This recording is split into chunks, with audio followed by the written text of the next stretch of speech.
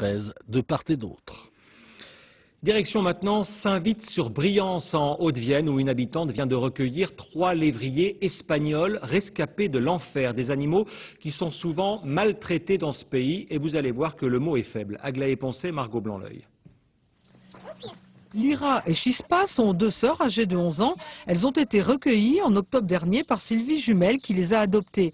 Ces femelles galgo, c'est le nom espagnol pour lévrier, coulent ici des jours heureux. Elles ont été lâchement abandonnées, trop vieilles pour chasser. Elles étaient donc toutes les 2 dans un enclos de 4 mètres carrés. Et le galguero est tombé malade et ne les nourrissait que lorsqu'il pouvait aller les nourrir. Donc voilà. Donc elles ont été récupérées par le refuge de Péricus en Espagne et donc elles ont été mises à l'adoption par l'association Lévrier et compagnie et donc voilà, elles sont arrivées chez moi.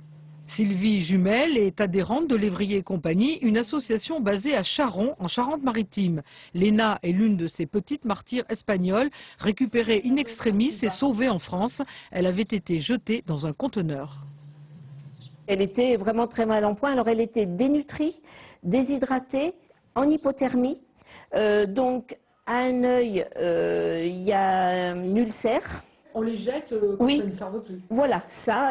Ou s'ils ont mal chassé, si on estime qu'ils ont mal chassé, donc ils sont. Alors, il y a des tas de sévices. Chaque année, des milliers de lévriers sont utilisés en Espagne pour les courses ou pour la chasse. Plusieurs associations en Europe militent contre la maltraitance de ces chiens considérés comme de simples outils. Ce sont des chiens d'une gentillesse extraordinaire, très dévoués à leur maître malgré les maltraitances. Ils sont très intelligents, ils comprennent très vite ce qu'on attend d'eux.